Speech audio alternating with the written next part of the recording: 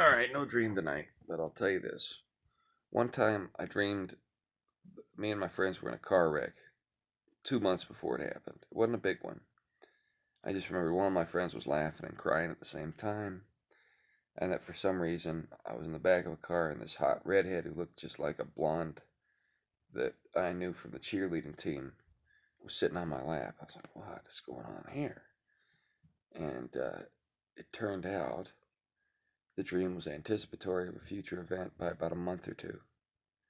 And I remember waking up and thinking, man, it's weird that Melissa was a redhead. She's a blonde. That's weird. Why would I dream? I like redheads. But why was my buddy crying and laughing at the same time around this wrecked truck? What the heck? And those are the two things that stuck out. And then when we got in the wreck, then I remembered. Because my dad told me not to go riding in the back of trucks with teenagers because they're idiots. And he was right.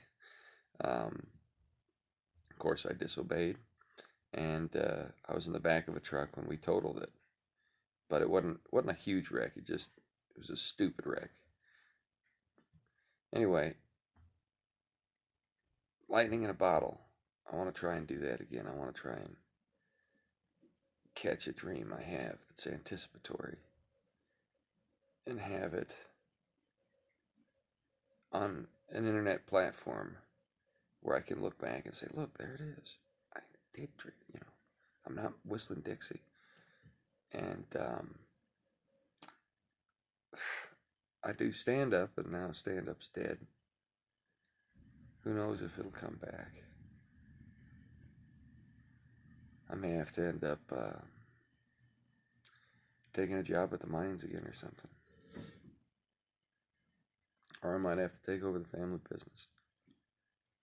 So, gotta do something. I really hope our country wakes up and realizes that there was never a need for a lockdown, and the people perpetuating it were not doing so in our best interests.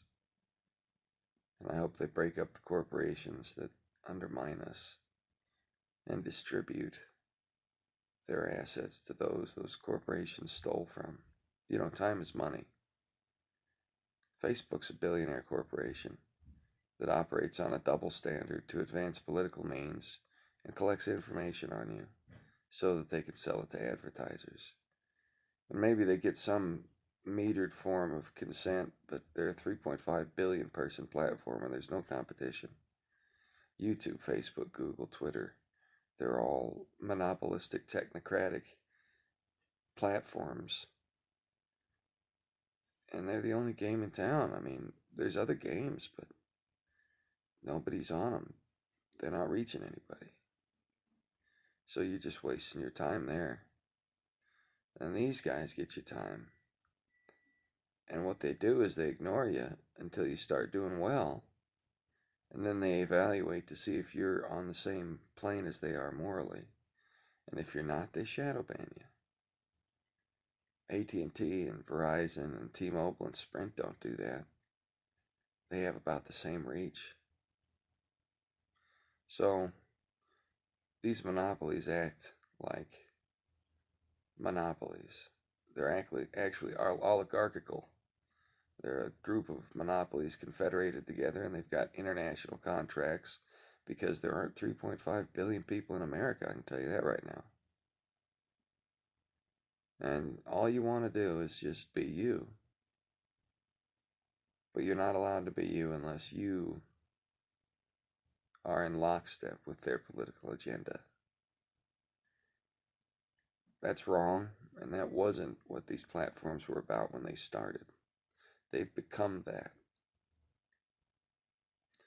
And to any of you moderators listening to my content, so you can spike it, there is nothing done in secret which shall not be revealed, good or bad. If you do the right thing, it'll come back on you, just like that dream of mine developed in time. If you do the wrong thing, the same thing's going to happen. I ain't perfect. I've done the right and the wrong thing. But I try to do the right thing.